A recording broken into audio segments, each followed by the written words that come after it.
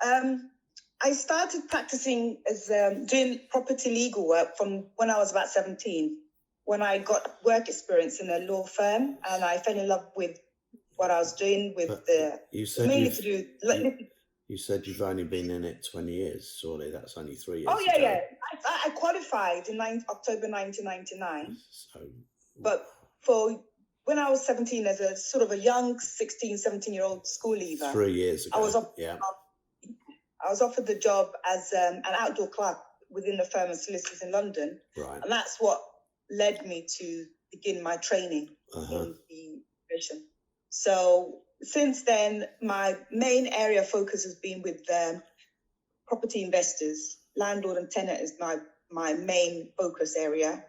And I specialize in helping landlords with problem tenants. I do tenancy evictions under Section 8, Section 21.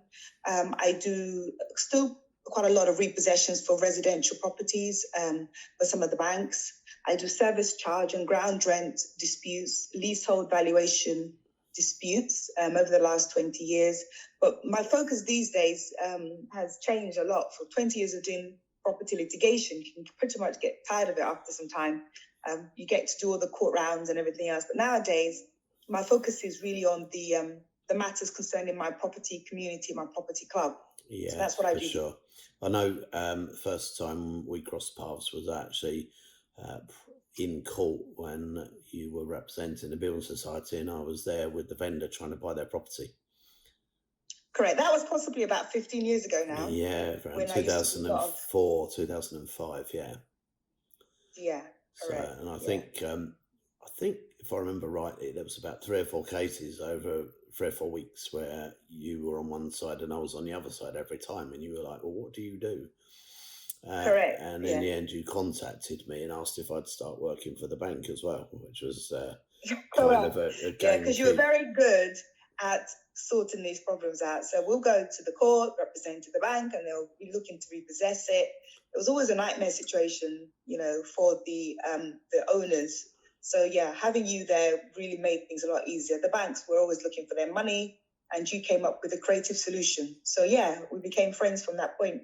Yeah, I know that when I was representing the bank, I used to give them a card for solicitors and say, go and ring them and they can tell you what to do. And then they would ring a Nick, friend of mine, and we'd get them sorted and actually come up with a win-win deal so they didn't end up getting repossessed. So, absolutely. Yeah. And it did used to confuse the judges, because I used to go in some days and they'd say, "Hi, Mr. Armstrong, are you here with the vendor or are you here with the bank," or whatever it was. Absolutely. But a few years ago. So, okay, so you said so if somebody's got any problems with problem tenants, are you still dealing with that? Yeah. Or have you... Yeah, I still have my assistants and my legal support, my solicitors within my office. So we still do with the Section 8, Section 21s, service charge, ground rent, all the repossessions, very much so, yes. So how's that? Especially with this COVID, with COVID-19, obviously the Coronavirus Act, which came into effect on the 25th of March of this year. You'd be surprised, Glenn, how many people just don't know about this legislation. Yeah. And with Section 81 and Section 82 of that legislation. So what it did is that because of the coronavirus, obviously it had to be passed through, as an emergency piece of legislation. But it dealt with the Section 81 and Section 82 in particular, dealt with the issues of tenancy, landlord and tenancy arrangements during this period of the coronavirus. And what's key about it is that it made it mandatory that landlords or banks could not repossess a property during this period.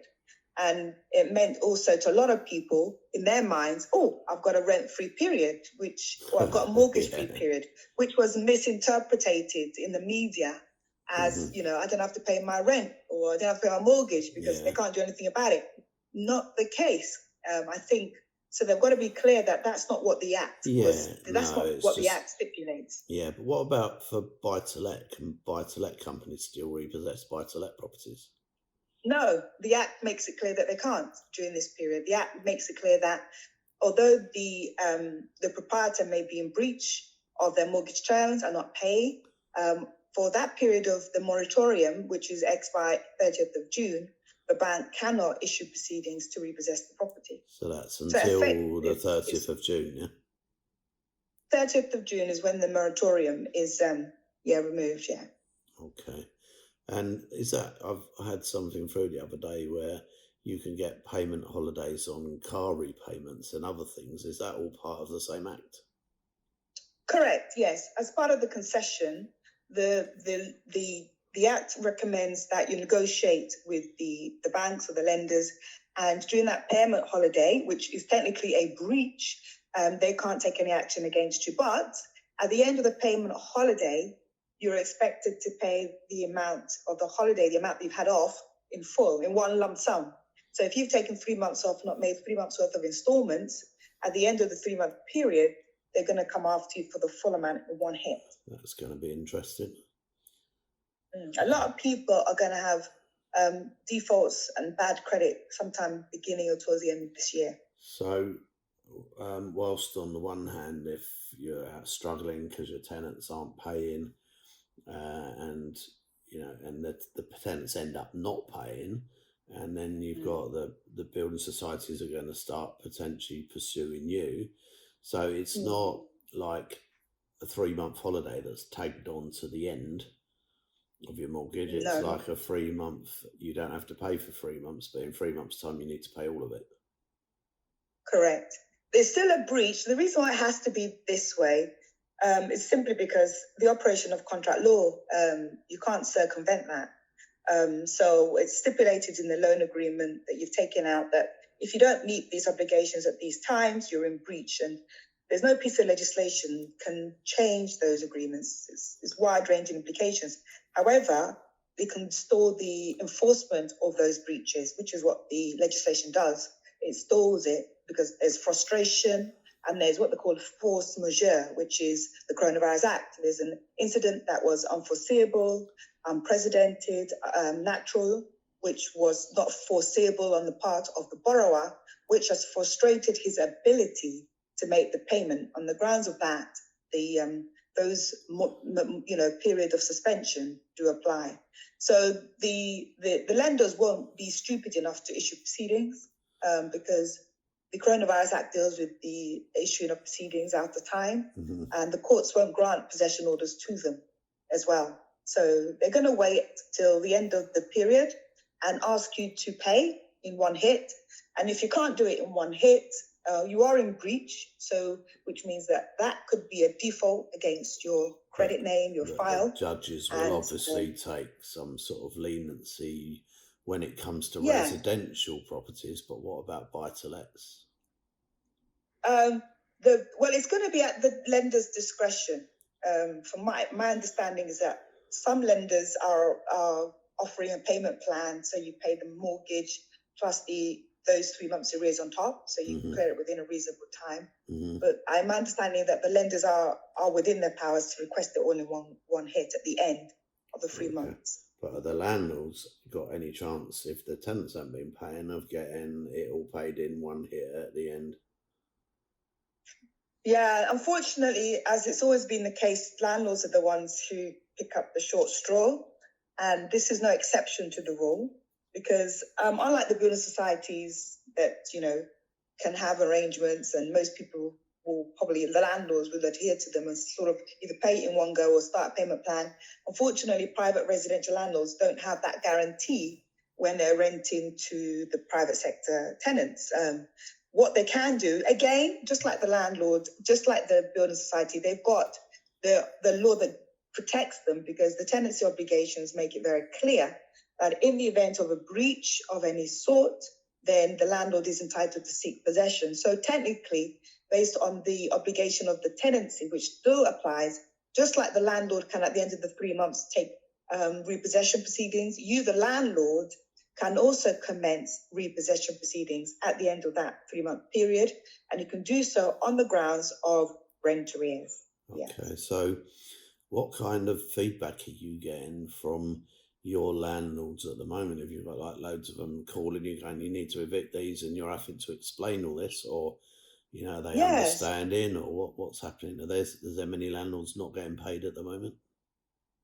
There's a lot of landlords. I mean, even Primark have served notice on their landlords, big Primark, to let them know for the next 3 months, we're not going to be able to force to pay our rent. So it was in the newspapers. You can Google it, you read it. A lot of big corporations have served notice. JD Sports, my understanding, have also done likewise. That look, for the next 3 months, we want to exercise the provision under the Coronavirus Act that allows us to have some, this period of suspension. And once we go back into business, we'll pay you or we'll enter into a payment proposal. So the answer is even high, mighty landlords and small landlords are complaining at this junction, at this time. I have received a number of calls from portfolio landlords who are having calls from their tenants who have either been laid off or they're on furlough or they just don't have the same income as they've had and they just haven't been. I've had my own tenant tell me the same thing. But unfortunately, you've just got to ride this tide through. Hopefully, there is provision in the Act that they may extend it beyond the 30th of June. I must tell you, there is provision in the Act that it says that. But at the moment, I haven't heard of any extension of that moratorium. Yeah, that probably won't come till mid-June, will it? Normally, something like that. So have you done any other legal work other than landlord and tenant and property stuff? I've done options. I negotiate and structure deals for developers and investors because they come with a variety of different shapes and sizes of deals. There's deals between the landowners and the investor. There's deals between the investor and the landowner and those people who want to invest in the development. So I've also been, because of the property club, which I focus more now on, I've also been involved in raising equity finance for projects, which has been, I think I've enjoyed that a lot more now. So I know I came and spoke at your event, Property Pillars, when it was in London a few months ago. And I must say, the level of the audience, I think you probably had about 50 people in the room, and I think at least 20 of them were solicitors. Absolutely, yeah. They say lawyers follow lawyers. So, being a lawyer myself, I haven't parted too far from my profession. There are quite a lot of legal people in the club. Yeah, that's true. Yeah, I certainly had a lot of fun teasing the hell out of them. Absolutely, and they really loved having you. It was fabulous. Yeah, I know we had quite a lot of them have been on my training course as well since then. We've had at least 5 or 6 lawyers come on our training course since speaking at your event, which is cool. Okay, so what impact do you think this is going to have long term? Like, I'm talking about 12 months' time. Where do you think the property market's heading?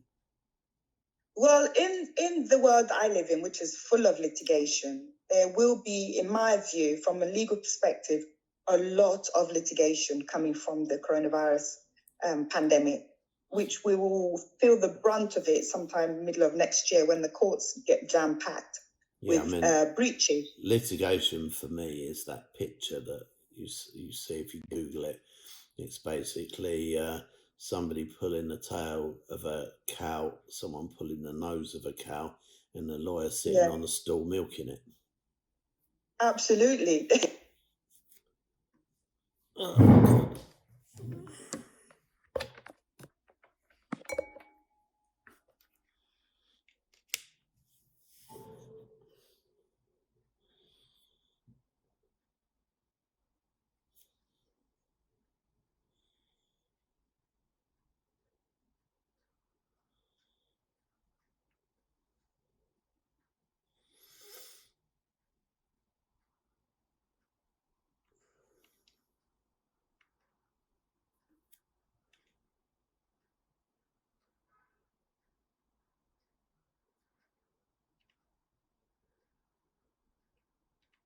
Feeling that with.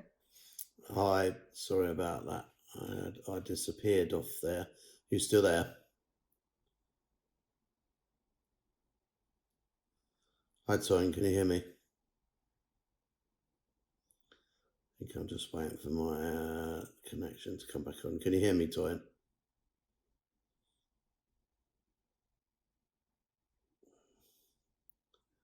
Hi, Toyin, can you hear me?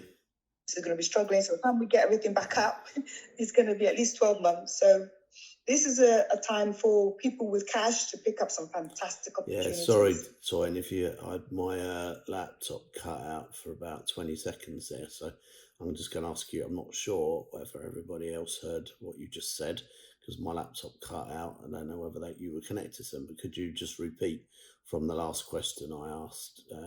Just go back about a minute.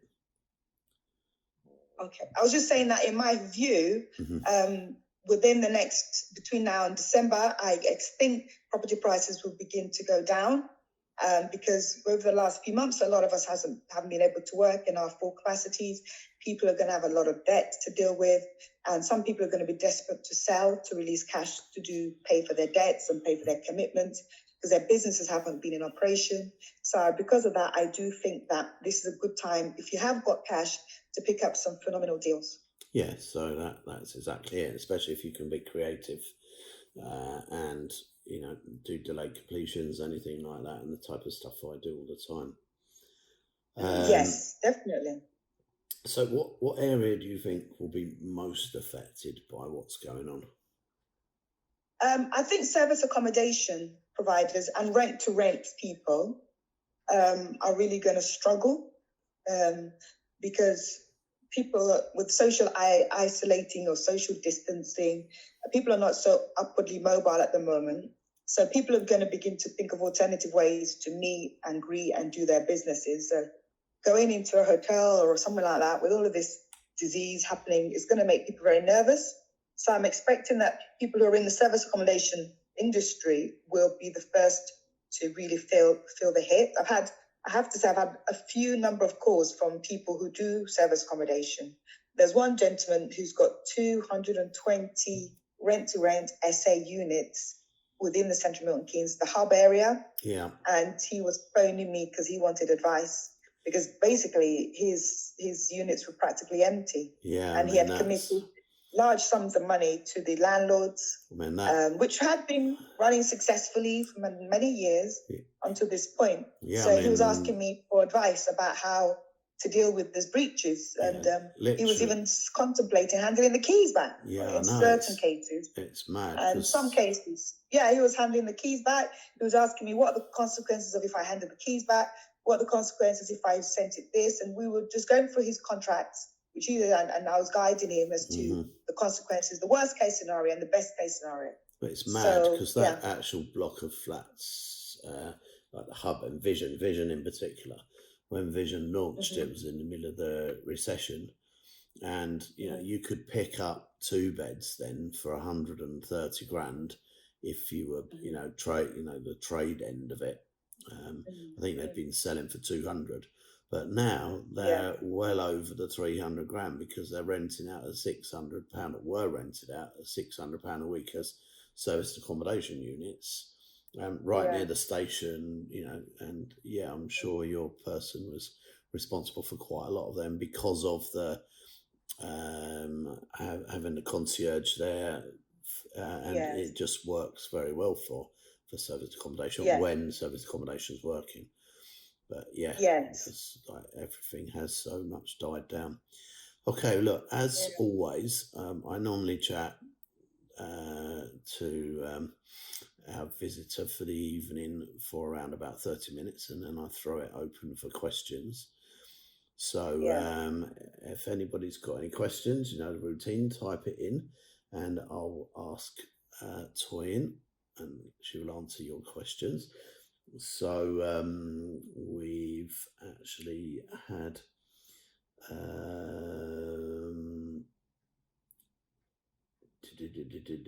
let's have a look. There's a few people talking about when we were travelling to Lock In. So Tunji says, I don't have a litigation question presently, but if one did arise, can I contact Toyin directly? So my answer is yes, of course. If you drop me an email, I will forward it on to Toyin, no problem at all. Catherine says, can you see purchase lease options continue to be a legal strategy in the UK, whereas in Scotland it isn't? Is that the question? That's the question. You know what happened Yeah. when Yes. a lot of you people, it's a no money down strategy. Yeah. Yes. So, you have an option on the property, and Yeah. typically, I'm sure you know how it works. But in Yes, I Scotland, do. they've banned options. Can you see that happening in the UK? Yeah, I think the Scottish legal system is very different, and you can't use that system. It's very difficult to evict a tenant in Scotland. There's a very different, robust system. Is different economic climate, different set of investment strategies that work best in there. So I don't think it's quite right to compare the two. For me, I don't see that happening in the UK because, as a matter of fact, I think that strategy is actually going to grow more, especially in this current climate. Yeah, of course. Because and just to recap, the way I do it, yes, is you have a nominee take an option. Let's say you're buying the property that's worth 100 for 70. The nominee takes an option at 70. And the option agreement actually says that if the owner sells the property for more than 70, then the nominee gets the difference. So when they sell it to the end buyer for 100, the end buyer's nominee gets 30 grand back. And when it got outlawed in Scotland, there was a few Scottish landlords actually contacted me just as a matter of interest, and said, look, we're trying to get around it. We've got 2 teams of lawyers. They've not been able to get around it. Will you do a no-win, no-fee? Will you come up to me to sit with both sets of lawyers and see if we can come up with something? And so I travelled up to Scotland, and basically we got round the Scottish system in about 15 minutes, and all the lawyers were left banging their heads, just going, oh my God, it's that simple. Wow.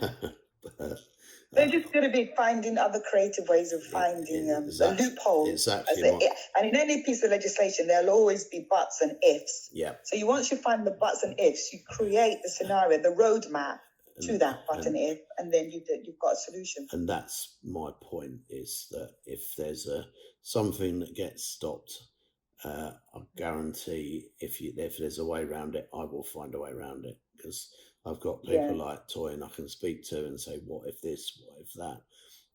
Lawyers I can do, barristers I can ask questions, and between us there's a kind of a little team sitting in the background that comes up with solutions for the general population of investors to help get around things. Correct. Like you say, one thing I admire about you, Glenn, from the beginning is that you have a creative brain on you. And I love that. And that's what you need to do what you do. And that's why you're so good at what you do. In the same vein, I have to, because I'm dealing with litigation always. And people just bring things and they just don't see, they just see a straight line. They don't see ways around it. They don't see the way above it or in between it. And that's what makes property really exciting. When you bring something and then you find and sometimes the solution's a lot more clear, a lot more easy than they think, but they just can't see it. It's right in your face. It's as straight as the way but then it's because we have been taught to think of things in one way. Even sometimes that's why you struggle. You would confess this, Glenn. There's certain lawyers you just can't work with because they're just so strict. They just don't see it any other way. And some of them are big city firms. They're like huge practices with 100 years establishment. But because the way we were trained as lawyers, this red book sort of concept, they don't see it. And you've got to go to sometimes a backstreet lawyer. I not literally mean backstreet, but somebody that's young, creative, dynamic, who can see outside, creative, and get the deal done. Because when same-day refinancing was about, I was speaking to about 400 people at Excel, and I was talking about how it worked, and some bloke stood up at the back and shouted out to the 400 people, "You can't do that. That's illegal. I should know. I'm a solicitor." And so I had like 400 people all looking back at me going, "Answer that." And it was like, well, he's right. Most companies don't allow it, but Mortgage Express do. And most solicitors aren't aware of that. So, and it's very hard for a lay person like myself, even though we may be an expert in our field, because we don't have the title of solicitor. that Yeah, yeah. solicitors kind of treat you with like very patronising. And I've They had do. lots of conversations over the years where I've actually had to talk them through the legal side of structuring deals that they thought was Yeah. impossible. Yes. And some of them are just arrogant, pompous, and just don't want to know. Absolutely. They And don't want to know, and they want to. In fact, that's why you have to be, when you've got a deal, you know this yourself, Glenn. You know when a deal comes, you know in your mind, this is a Toyin one, or this is Mr. So and so on, because you know based on the way that deal is, the right solicitor or the legal team to put behind it. Because it's not that's a mistake some of our people make. They go to the wrong solicitor, take the wrong advice, the family, everything just falls apart. Yeah, the family solicitor they've been going to for years. Just doesn't and they haven't got a clue. No, and like in property, I've had lawyers before where you've taken a delayed completion and an assignable contract, and it's come to the other end, and I've got clients ringing me up going, my lawyer did an assignable contract, and it's the mortgage company aren't allowing a mortgage on the property because it's signable. And I know. Yeah. Well, then why didn't our solicitor tell us? Well, the solicitors don't know. They didn't know. No, you can't do it because they don't do creative, so they don't know. No. Okay, no. Gregory says, tell us more about your property club. Okay, the Property Pillars Club is a club for busy professionals who are interested in training, networking, and investing. We're about 18 months old. We meet prior to Corona once a month in the Pullman Hotel in Euston. We're made up of people who don't do property full-time, who are essentially busy with their careers, who just want to come out once a month to learn and network and also decide whether they want to invest. So once a month, the members, when they come together at the club, they are given the training session by a property expert, like Glenn was one such expert that came once. We've got Kevin McDonald and some other people who have come, and they train the members there. And then we break up for some drinks, and then we also have an investment presentation.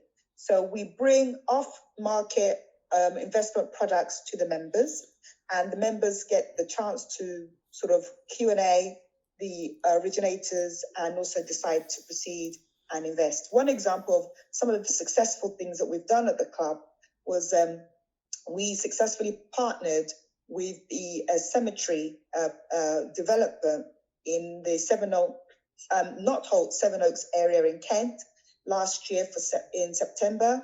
We had an off-plan opportunity, which was a privileged opportunity to invest during the construction stages at £4,000 per plot. And once the site had been finished, which was promised within 12 months, and it was delivered, we were able to sell at £10,000 per plot. Now, that investment opportunities was presented to us September last year. And can you believe Corona happened? And guess how much we're selling those plots for? Ridiculous amount. We're selling them for upward £10,000 to £15,000 each in the space of less than a year. So our members have more than tripled. Some person bought 10, some bought 40, more than that, 4,000 each, that is, and they're selling at upwards 10. And they've more than doubled their investment return. So that was an example of a very good one. Yeah. We're also got within the project, within the club, because it's a community and we're close-knit. Yeah, so as I said, Toyin, it's very much professionals. It's probably a lower percentage of traditional investors go. You have a lot of a high percentage of solicitors, architects, mainly professional people. I think one of the doctor. Got someone there who's an MP as well came and spoke to me. Correct. Afterwards. So interesting bunch of people. Yeah. We've had MPs, doctors, psychologists. Yeah. They're all part of us. Just professionals. Okay. Emerson says, how complicated is the equity release process? Emerson, that's a mortgage question, really. So we'll cover that on Friday when Ajit is back. So Dan says, does Toyin help with investor loan agreements in regard to the template agreement doc? I think, Dan, can you expand on that a little bit, and then I'll come to you.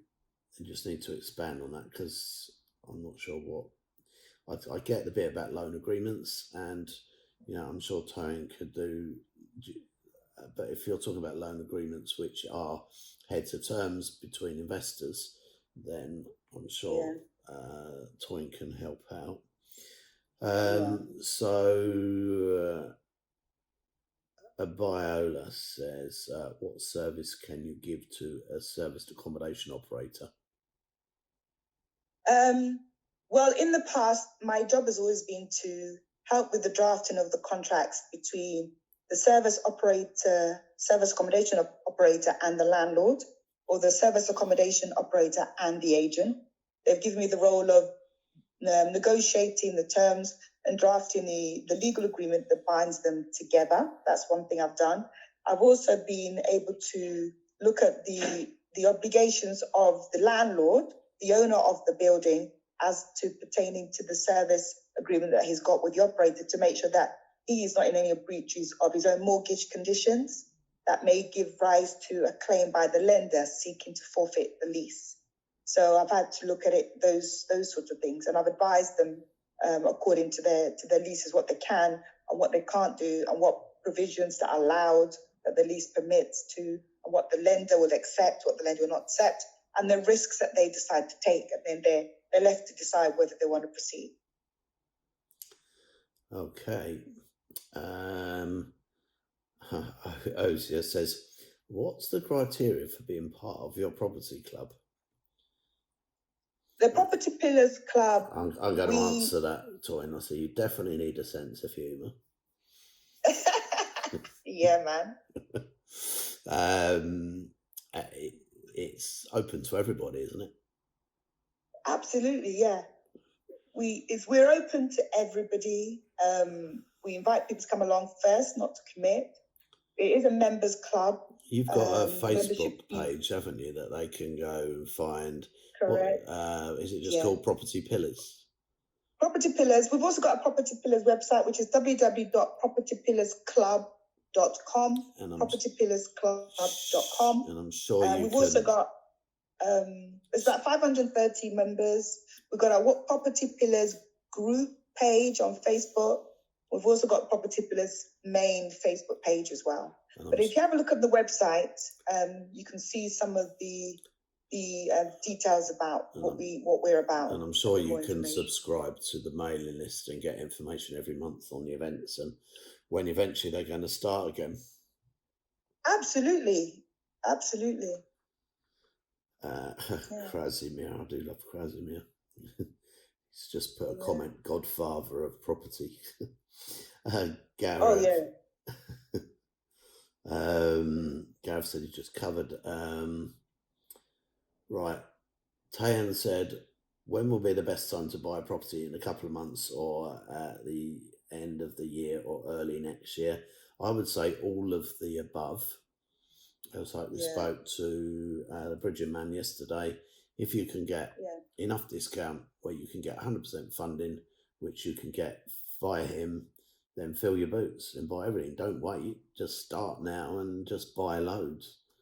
If you can buy a lot, you don't need, if you use my systems, you don't need deposits. If you're buying at discount, you use the discount for your deposit. So there we go. Absolutely.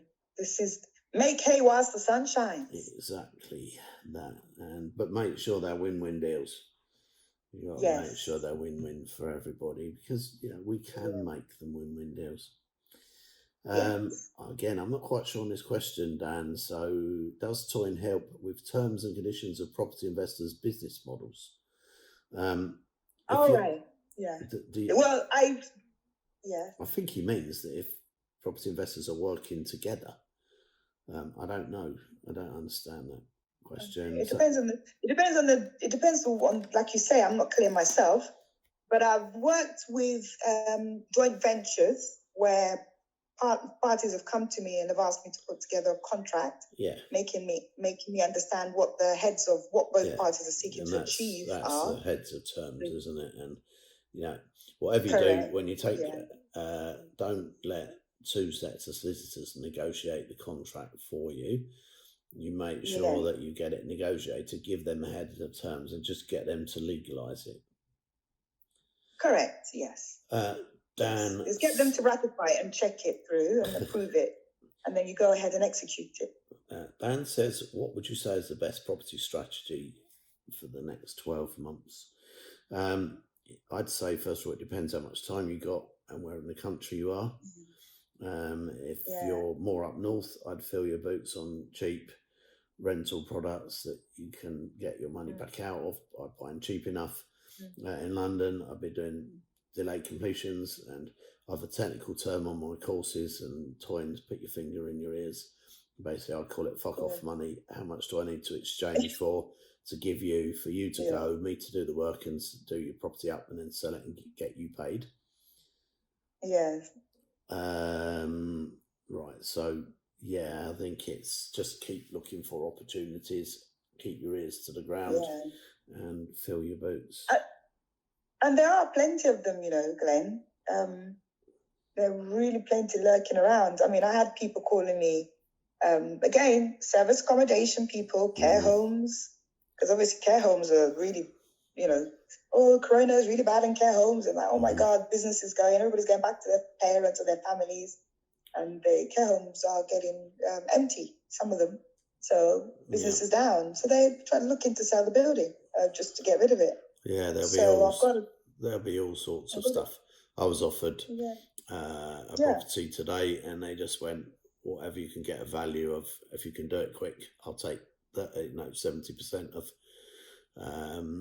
but you'll have to give me a bit at the end because it's got a plot for building 2 houses in the back of the garden. Oh, right. Okay. Literally, I was offered a deal where I get 70% now. Use the 30% equity to buy it, so I don't have to pay any money to buy it. Sell it at the end and then pay them their 30% back or a percentage of the 30%. Yeah.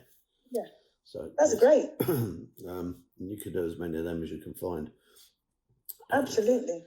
And then I've just got to put a builder in that builds it on a split revenue basis. And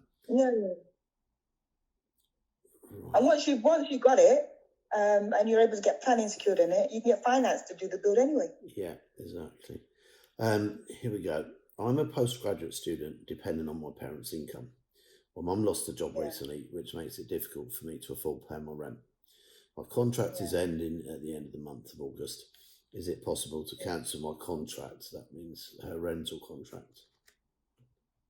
Her rental contract comes to an end at the end of August. She wants to cancel it before then.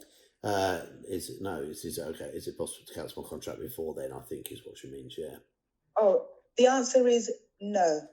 If it comes to an end in writing at the end of August, in the absence of a break clause, which we're now in May, unless if there's a break clause that covers between May and August, in the absence of a break clause, if you were to cancel it, you would be in breach.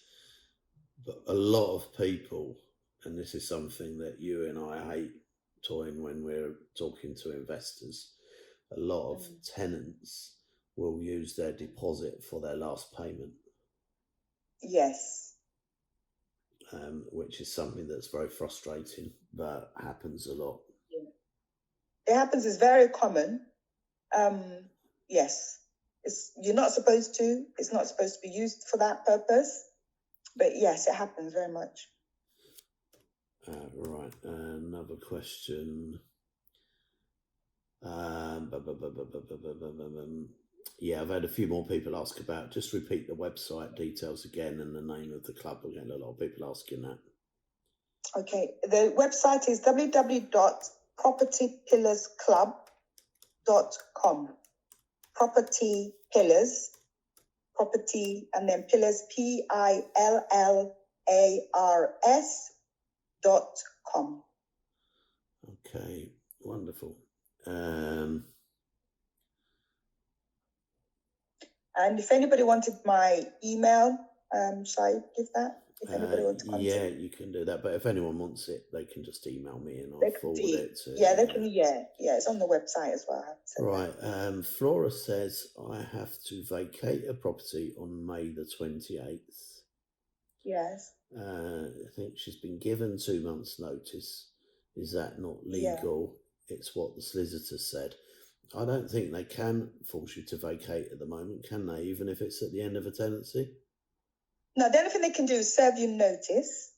But the Coronavirus Act says that the notice must be of no less than 3 months during this period.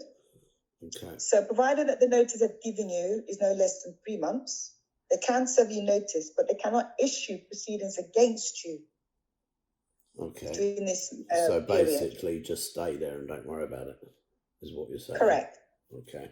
Correct. So there you go, Flora. Just stay there, don't worry about it, and just keep paying your rent, but you can stay there for until they can't actually start proceedings against you to do you say 30th of June? 30th of June is what the Act says. Section 81 of the Act, Coronavirus Act says. Yes. Okay. And just loads of people asking for Toyin's details, which you just given. So Rizwan's saying can buy cheaply, but the problem is letting them out. Currently, it's not straightforward. Rizwan, basically, if you start conveyancing now, we should be out, or you can just slow it down and delay and just get your lawyers to act slowly. So, make sure you don't complete. Then you're going to have to do a refurb. And by then you should be fine if you're thinking about buying them at the moment. Yes. Rizwan says, are tenants still entitled to give 1 month's notice if they want to leave? Yes. Yeah, that's true. They are. It's all one way, isn't it? Yeah. Yeah. Well, there's no provision in the Act that says that they're not allowed to do so. So, but yes, if they want to leave as of now, yes, it's still fine. Okay. Remy's asked me the holy grail question, and one that I'd love to have found out a long time ago. Where is the best place to obtain / secure repossessed property or one about to be repossessed to take control of it or buy it? I think I've done 1 or 2 of these in the past. The worst place is through the solicitor for the estate agents after it's been repossessed, because I'll pretty much guarantee if you're buying it for a good price, you'll be gazumped. Yeah. Because of the notices they have to serve. I mean, I actually managed to get all the court lists before. Correct. And even that's one way. But they're not available to the public. No, they're not available online anymore. No. So, and they never really worked. We've been to the courts every day trying to track that down, and Nick used to come with me. If you remember Nick, he got chased by the bailiffs down the road. We handed leaflets out to people coming out of court, and the people handing out the leaflets. No, but the people coming out of court used to get very frustrated with the people giving them the leaflets. So the leaflet people always used to give up. I think at the moment, pay-per-click or Facebook marketing, just say if you're looking to sell your house quick, give us a call. Correct. I think that's the traditional. I used to do it through newspapers and leaflets. Now it's through Facebook and pay-per-click. Yeah, correct. Or offer something of value to entice people to read articles about it. Get a ghostwriter to write regular content about the topic and put in the right keywords in. Because when people are faced with that position, the first thing they tend to do is go online and read up as much as they can about it. Yeah, so and if you're fortunate enough to get an article. So free report on how to stop your repossession. Yes, yeah. Something like that. Okay, cool.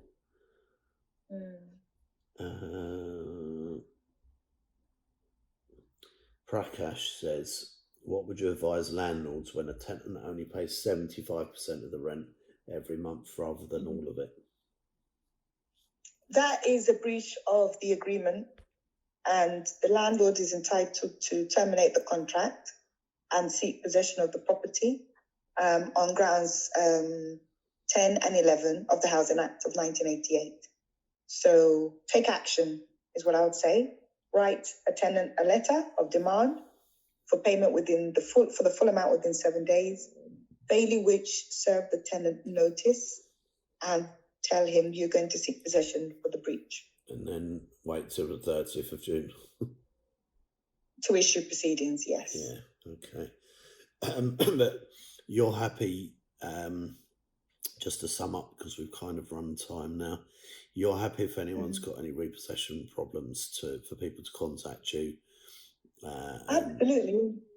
I'm happy to give if you give my contact details out to them, Glenn, yeah, I'm happy to give them the advice and to help them with the actual work as well. Okay, cool. So, and I'll also be happy to give them information about the property club. Yeah, so either Google the property club, property pillars, or drop me an email and I'll forward it to Toyin. Okay, Toyin, yes. Thank you very much for helping us out this evening and answering my listeners' queries about repossessions and things like that. So I appreciate you giving up your time to help everybody. Thank you. I wish you all the best with your Property Pillars Club, and long may it carry on expanding. And hopefully it's going to be up and running again soon. And I'm pretty sure I'll be talking to you again fairly soon. So thanks very much, Toyin, for joining us this evening. Thank you so much for having me, and I hope that you enjoy the rest of this period of lockdown. Thank you. Tomorrow I will be speaking to Aidan Van Weeden, who is owns Fine and Country in Milton Keynes. It's a franchise. They deal with all the top end properties. So it's going to be great to see his take on how the market is at that top end and what's going on there. He has also arranged quite a few delayed completion deals for me and my clients across the country by explaining for me to the estate agents exactly how it works, or by introducing me in a way where the owner of the individual Fine and Country franchise actually listen to me and take it seriously. So that is really cool. Ajit's back on Friday. I'm really pleased to say I have a accountant who specialises in Section 24. He's actually, those of you that listen to Ivor's interview, the person who put Ivor's structure together. He's going to be on here on Monday, so look forward to speaking with him. And next Wednesday, I've got a friend of mine, Jonathan Burlian, who his biggest problems at the moment with lockdown is the fact that his jet's been locked down and where his boats are moored have all been locked down. So we're going to get the take on a very, very successful long-term investor on Wednesday. He's very interesting and definitely worth listening to. So we've got lots of things happening for you over the next 7 to 10 days. I look forward to seeing you all again tomorrow evening. So have a good evening, and most of all, stay safe. Would appreciate some feedback by email, testimonials about the videos and the evening webinars, about how they may be helping you at the moment would be really good.